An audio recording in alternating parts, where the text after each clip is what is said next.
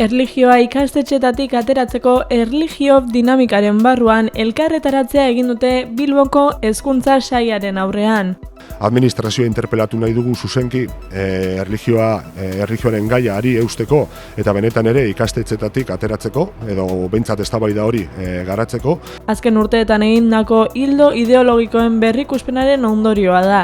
Berrikuntza bezala, gune erlijiosoetako agintariekin eztabaida mahaiak zabalduko ditu labek. Dinamika honen baitan, labek eskola publiko komunitarioaren parte izateko ikastetxeek bete beharreko ezinbesteko irizpideak zehaztu ditu, eta irizpide horien baitan hezkuntzaren izaera laikoa agertzen zaigu. Hala ere, irakasgai honetako irakasleengandik kendu nahi dute fokua.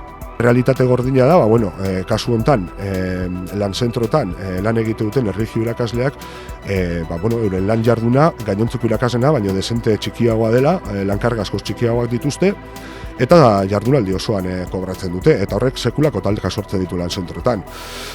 Puntu hontan, bai azpimarratu nahiko genukela, guk labetik ez dugula fokoa erlijioko irakasleetan jartzen, eurek ez daukate egoera honen errurik, ez ardurarik, eta konpontzeko aukerarik ere ez dute. Ardura politiko guztia Lakuako hezkuntza sailarena da. Panelak jarri dituzte irakasgai honen inguruko hainbat daturekin eta sinadura bilketarako mahaia ere jarri dute. Iragarri dute aurrerantzean ere protestak egingo dituztela, apirileko akanpada laikoa gobernuaren egoitza aurrean esaterako.